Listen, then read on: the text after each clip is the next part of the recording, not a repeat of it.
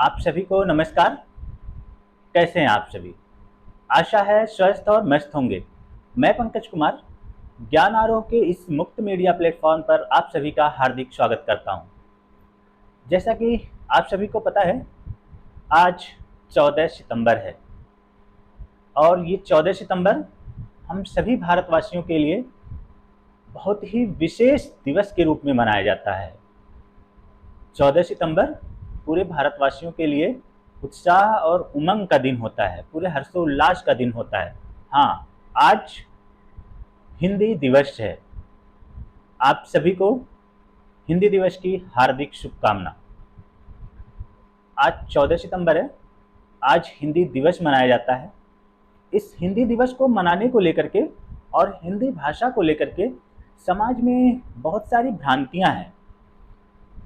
लोगों द्वारा कहा जाता है कि अपने ही देश में एक विशेष दिन रख करके हिंदी दिवस मनाने की आवश्यकता क्यों पड़ रही है?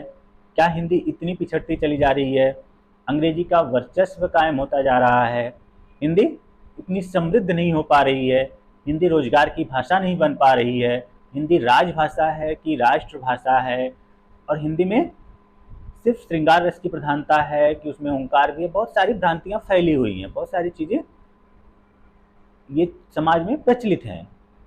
कहा जाता है, एक और आरोप लगाया जाता है कि जो हिंदी प्रेमी हैं वो जबरन अपनी हिंदी को जो भारतीय भाषाएं हैं उनके ऊपर थोप रहे हैं। इन सारी जो भ्रांतियां हैं, इनके ऊपर मेरी जो निजी राय है, उस राय को आज मैं आप सभी लोगों से साझा करना चाह रहा हूं। सबसे पहले इस पे विचार कर लेते हैं कि हम हिंदी दिवस मनाते क्यों हैं। 14 सितंबर को ही हम हिंदी दिवस मनाते क्यों हैं?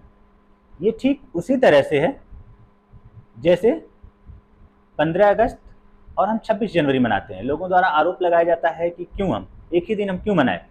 तो ये उसी तरह से जैसे हम 15 अगस्त मनाते हैं, 15 अगस्त हम क्यों मनाते हैं, 26 जनवरी हम क्यों मनाते हैं, क्योंकि वो सब हमारे लिए विशेष दिन है। हम सभी भारतवासियों के लिए एक बहुत ही महत्वपूर्ण दिवस होता है। तो उसी तरह से जो आज 14 सितंबर है वो भी हम सभी भारतवासियों के लिए बहुत ही विशेष दिन है, बहुत ही महत्वपूर्ण दिन है। क्यों? क्योंकि आज ही के दिन 14 सितंबर 1949 को संविधान सभा ने ये स्वीकार किया कि जो हमारा देश है, जो भारत है, यहाँ की जो राजभाषा होगी वो हिंदी होगी।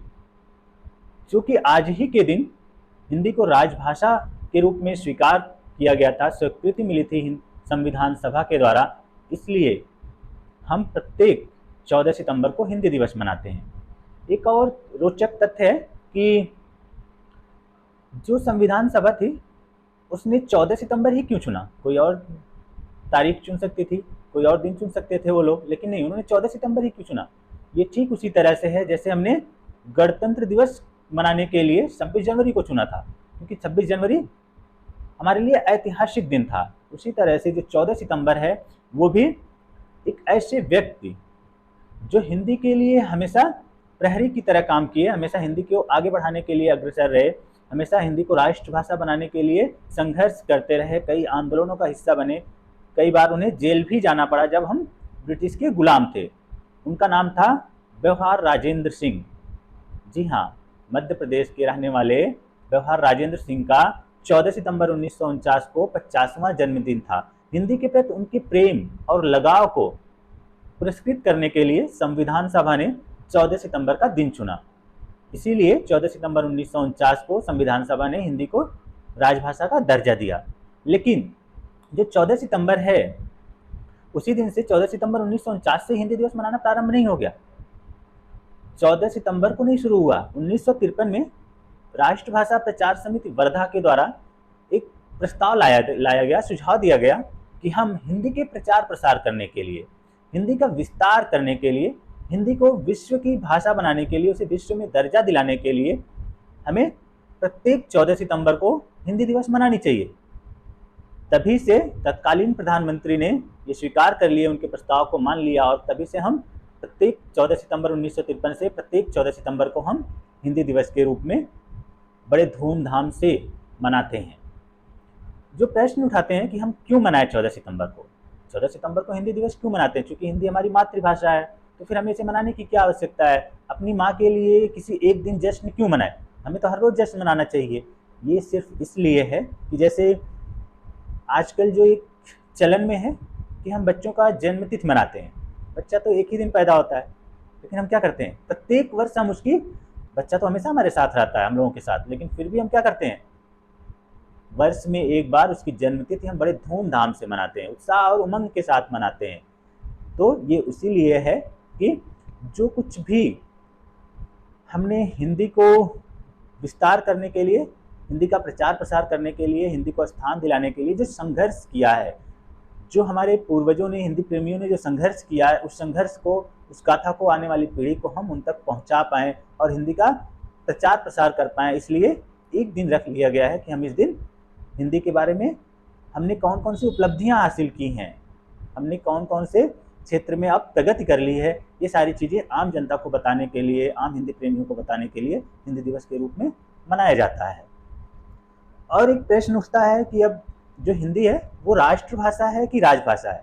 बहुत सारा संशय होता है, बहुत सारे विद्यार्थियों के मन में रहता है, हमेशा क्वेश्चन आता है, हमेशा प्रश्न आता है, हमेशा वो संशय की स्थिति में रहते हैं कि हिंदी क्या है, राष्ट्रभाषा या राजभाषा? तो संवैधानिक स्तर पर जो संविधान में जो वर्णित है, वहाँ पे इसका वर्णन है कि हिंदी भारत की राजभाषा होगी, वहाँ पे राष्ट्रभाषा का जिक्र नहीं है। लेकिन चूंकि भारत की बहुसंख्यक जो जनता है वो हिंदी बोलती है, अपने विचारों का आदान प्रदान वो हिंदी में करती है, इसलिए हम कह सकते हैं कि आम जो बहुसंख्यक जनता बोलने के आधार पर हिंदी भारत की राष्ट्रभाषा है, लेकिन इसे आधिकारिक दर्जा नहीं प्राप्त है। यही आधिकारिक दर्जा दिलाने के लिए समय समय पर प्रयास किए जाते हैं। जब यही प्रयास किए जाते हैं तो एक हिंदी के ऊपर एक आक्षेप लगाया जाता है, एक आरोप लगाया जाता है कि जो हिंदी प्रेमी है वो हिंदी को राष्ट्रभाषा बनाने के लिए इतने आतुर हैं कि वो जो बाकी जो हिंदी भाषी हैं, बाकी जो हिंदी की जो भाषाएं हैं, उनके ऊपर हिंदी थोप रहे हैं। हिंदी के लिए थोपना शब्द आता है कि जो हिंदी प्रेमी है, जो अन्य हिंदी भाषाभाषी हैं, जो भाषा बोलने वाले जो लोग हैं, उनके ऊपर हिंदी थोपी जा रही है। ये सिर्फ और सिर्फ कुतर्क है। हिंदी प्रेमी कभी भी इस तरह का प्रचार नहीं करते कि हमें जितनी भी भारतीय भाषाएं हैं उनका ऊपर थोप करके, उन्हें समाप्त करके अपनी जो भाषा है, अपनी जो हिंदी है, उसे स्थापित करनी है। नहीं, हिंदी प्रेमी कहते हैं समर्पण का भाव होता है, समर्पण के साथ आगे बढ़ना है, सामंजस्य के साथ आगे बढ़ना है, एक दूसरे के साथ मिलकर हमें आगे बढ़ना है। क्योंकि ये संभव ही नहीं है कि हम दूसरी भाषाओं को समाप्त करके अपनी भाषा छोड़ दें, क्योंकि जितनी भी भारतीय भाषाएं हैं, जब आप अध्ययन करेंगे तो पाएंगे बहुत सारी भाषाएं हैं, उनका जो विकास हुआ वो संस्कृत से हुआ है। हिंदी का भी विकास संस्कृत से हुआ है, उनमें तो बहुत सारी ऐसे शब्द हैं जो संस्कृत से सीधे सीधे लिए गए हैं। तो ये प्रश्न ही नहीं उठता है कि हिंदी बाकी अन्य जो भारतीय भाषाएं हैं उनको समाप्त करके जो हिंदी नहीं बोलने वाले जो लोग हैं उनके ऊपर थोप दी जाएगी। नहीं, ये थोपी नहीं जाएगी। मेरा एक छोटा सा सुझाव है इस राष्ट्र के विकास में, राष्ट्रीय एकता के लिए, चूंकि हमारा जो राष्ट्र है वो सांस्कृतिक विविधताओं वाला है। जिस तरह से यहाँ पे संस्कृत की विविधताएं पाई जाती हैं, उसी तरह से यहाँ पे भाषाई विविधताएं भी पाई जाती हैं। ये भाषाई और सांस्कृतिक विविधता कहीं ना कहीं हमारी एकता की भी सूचक है और कहीं कहीं बाधक भी बन जाती है।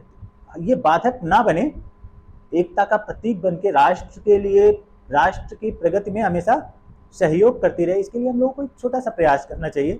जितने भी अहिंदी भाषी लोग हैं वहाँ पे, जो छोटे स्तर पे हैं, जो प्राइमरी के स्तर पे हैं, वहाँ पे वहाँ के जो बच्चे हैं उन्हें हिंदी सिखानी प्रारंभ कर देनी चाहिए। और जितने भी उत्तर भारत के हैं जो हिंदी भाषी हैं, हिंदी बोलने वाले, उन्हें दक्षिण की भाषाओं को अध्ययन कराना शुरू कर देना चाहिए। इससे क्या होगा कि जो उत्तर भारत के जो लोग हैं, जो हिंदी बोलते हैं, हिंदी भाषी जो लोग हैं, वो उनकी भाषा से परिचित होंगे, उनकी जो भाषा है उसकी विशेषता से परिचित होंगे, उनकी संस्कृति से परिचित होंगे, उनके रहन सहन से परिचित होंगे, उनके खान पान से परिचित होंगे। और जो दक्षिण भारत के जो लोग हैं, जो अहिंदी भाषी हैं, वो हमारी भाषा की जो विशेषता है उससे परिचित होंगे, यहाँ के रहन सहन से परिचित होंगे, यहाँ की संस्कृति से परिचित होंगे।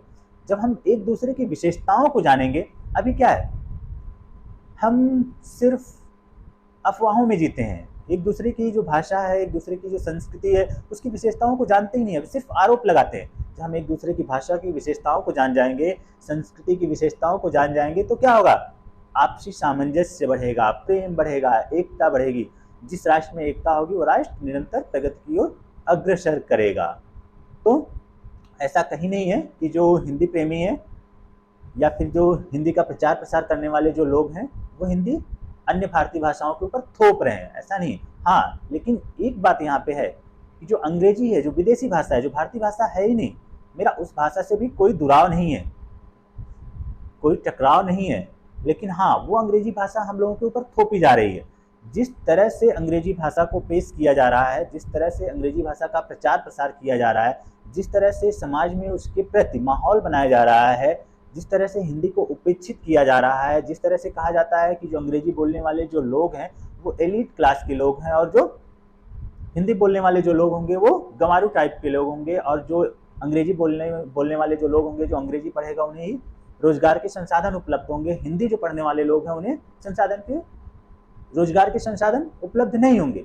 ये सारी जो भ्रांतियां हैं, ये जो अंग्रेजी का वर्चस्व बढ़ाया जा रहा है, इस वर्चस्व को कम करने के लिए, अपने हिंदी की जो विशेषता है, हिंदी की जो उपलब्धियां हैं, वो सारी चीज़ें बताने के लिए ही हिंदी दिवस मनाया जाता है। इसका प्रचार प्रसार करने के लिए कि जिस तरह से अंग्रेजी अपनी प्रचार प्रसार करके हमारे ऊपर हावी होती जा रही है, दुराव नहीं है, अंग्रेजी सीखनी चाहिए।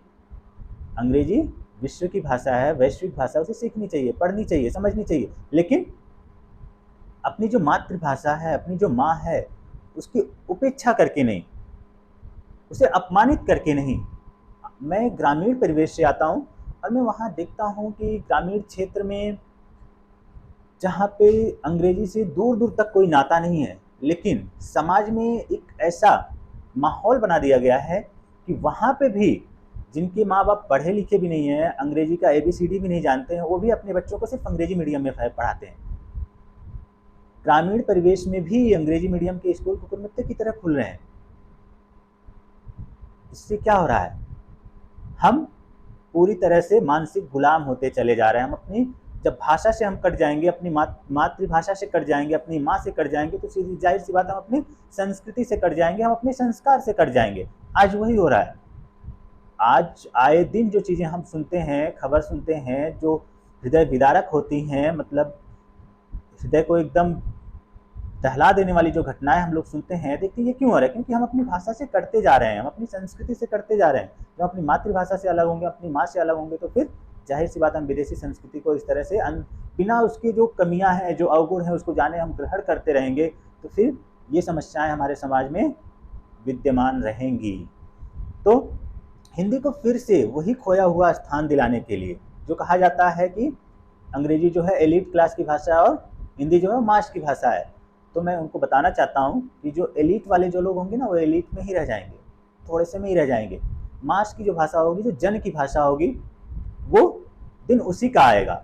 आज उनका वक्त आया है, तो कल हमारा दौर आएगा। चूँकि हम हिंदी क्या है, हिंदी मास की भाषा है, जन की भाषा है, आम जन हिंदी में ही अपने विचारों का आदान प्रदान करती है, तो एक समय ऐसा आएगा सिर्फ हिंदी का ही बोलबाला होगा। बाकी भाषाएं सीखनी चाहिए, ऐसा नहीं है, सारी भाषाओं का सम्मान करना चाहिए, सबकी अपनी माँ है। जैसे मेरी मातृभाषा हिंदी है, मेरी माँ हिंदी है, तो बाकी अन्य जो उनकी मातृभाषा है, उनकी माँ, उनकी भी माँ है। तो आप लोग अपनी माँ की सेवा करिए, आप लोग अपनी माँ को स्थान दिलाइए।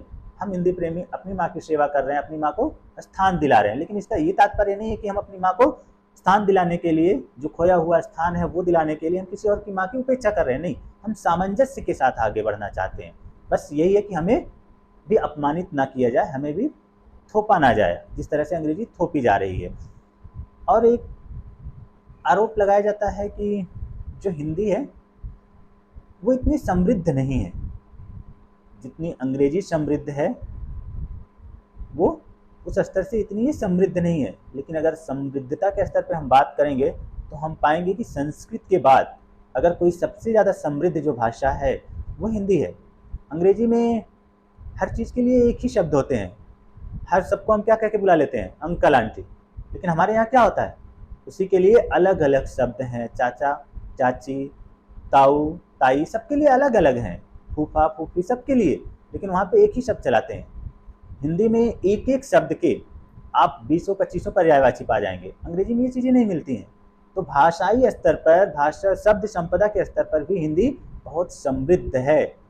बस दुख इस बात का है कि इसे वह अवसर नहीं दिया जा रहा है जो अंग्रेजी को दिया जा रहा है, जितनी जोर शोर से अंग्रेजी को बढ़ावा दिया जा रहा है। सबकी अपनी जो भाषा है, उनकी भाषा की अपनी अपनी विशेषताएं होती हैं। मेरी भी जो अपनी मातृभाषा है, मेरी भी मातृभाषा की अपनी विशेषता है। मेरी जो मातृभाषा है, मेरी मातृभाषा में मिठास भी है और हुंकार भी है। इसमें सारी चीज़ों का सामंजस्य पाया जाता है। जब हम पढ़ते हैं, कहत नटत रीझत खिजत, मिलत खिलत लजियात, भरे भवन में करत हैं नैनन से ही बात। ये भाषा का चमत्कार आपको सिर्फ हिंदी में मिलेगा। ये शब्द संपदा का जो भंडार है वो सिर्फ हिंदी में मिलेगा। कितना चमत्कार है कि बिना कुछ बोले नैनों की भाषा से ही सब कुछ समझ जा रहे हैं, इशारों में ही सब कुछ समझा जा रहा है। कहत नटत रीझत खिजत, रीझ भी जा रहे हैं, खींच भी जा रहे हैं, मान भी जा रहे हैं, सब कुछ हो रहा है। ये जो मिठास है, ये जो मधुरता है, वो सिर्फ हिंदी में मिलेगी। ऐसा नहीं है सिर्फ यहाँ पे मधुरता है, श्रृंगार रस की प्रधानता, इसमें हुंकार भी है। जब हम दिनकर की कविताओं को पढ़ते हैं तो उनकी कविताओं को पढ़ के हमारे रगों में उबाल आ जाता है। जब वो कहते हैं, मानव जब जोर लगाता है पत्थर भी पानी बन जाता है। कहते हैं, मानव जब जोर लगाता है पत्थर भी पानी बन जाता है। ये हुंकार की जो भाषा है ये, और ये जो मधुरता है, जो मिठास की जो है, ये सिर्फ हिंदी में मिलेगी। एक और आरोप लगाया जाता है कि जो हिंदी है वो अंग्रेजी से पिछड़ती चली जा रही है। हिंदी अब मतलब सीमित होती चली जा रही है, सिर्फ उत्तर भारत तक ही सीमित रह रही है। हिंदी के जो हिंदी प्रदेश है वहीं तक हिंदी सीमित रह रही है। मैं बताना चाहता हूँ कि जो हिंदी है निरंतर वो विकास की पथ पर अग्रसर है, आगे बढ़ती हुई चली जा रही है। आप पाएंगे कि जो रूस की जो राजधानी है मॉस्को में भी हिंदी केंद्र खोले गए हैं। वहाँ पे जो विद्यार्थी चाहे स्नातक कर सकता है, परास्नातक कर सकता है, हिंदी में पीएचडी कर सकता है। आप चले जाएंगे सूरीनाम, त्रिनाड, मॉरिशस, यहाँ पे भी जो हिंदी है वो क्षेत्रीय भाषा के रूप में बोली जाती है। और एक देश है जिसका नाम है फिजी, आप लोगों ने नाम सुना होगा। ये फिजी जो देश है, यहाँ की भी जो राजभाषा है वो हिंदी है। सिर्फ भारत की राजभाषा हिंदी नहीं है, फिजी की भी राजभाषा क्या है, वो हिंदी है। तो ये क्या है, अमेरिका में चले जाइए, अमेरिका के कई जो राज्य हैं वो आज अपने स्कूलों में हिंदी का विकल्प दे रहे हैं। बच्चों को पढ़ने के लिए, चयन करने के लिए हिंदी का विकल्प दे रहे हैं कि आप हिंदी भी पढ़ सकते हैं, हिंदी भी सीख सकते हैं। तो ये क्या है, जिन लोगों ने हमारे ऊपर शासन किया, हमें भाषाई गुलाम बनाए रखा, हम आज उन्हीं की घर में हम अपना छाप छोड़ रहे हैं, हम उनके यहाँ में पहचान बना रहे हैं। ये क्या है, ये हिंदी की पहचान है, हिंदी की प्रगति है। जो हिंदी प्रगति कर रही है, निरंतर विकास की ओर अग्रसर होती चली जा रही है। ये हिंदी के प्रति, हिंदी दिवस के प्रति समाज में जो कुछ भ्रांतियां हैं, उन भ्रांतियों के ऊपर मेरी जो निजी राय है वो मैंने आप सभी लोगों से साझा की है। आशा करता हूं कि आप सभी लोग सहमत होंगे। नहीं सहमत होंगे तो अपनी असहमति जरूर दर्ज कराइएगा। मैं कहूँगा कि हिंदी का प्रचार प्रसार करते रहिए, लेकिन किसी के ऊपर थोप कर नहीं।